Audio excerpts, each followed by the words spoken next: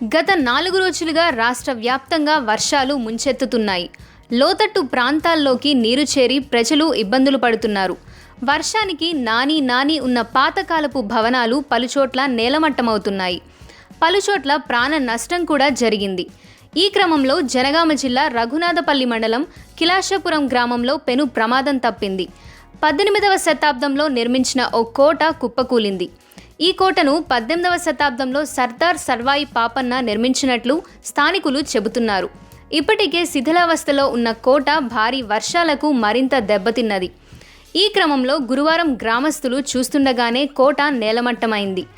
దీంతో కోట కింద ఉన్న 4 ఇండ్లు ధ్వంసమయ్యాయి.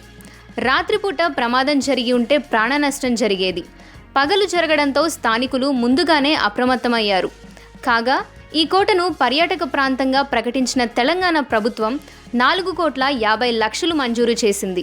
అయితే ఇప్పటికీ ఎలాంటి పనులు చేపట్టలేదని స్థానికులు వాపోతున్నారు. కోట కుప్పకూలుతున్న దృశ్యాలను స్థానికులు తమ సెల్ ఫోన్లలో చిత్రీకరించారు. ఇక వీటికి సంబంధించిన దృశ్యాలు ఇప్పుడు సోషల్ మీడియాలో వైరల్ అవుతున్నాయి.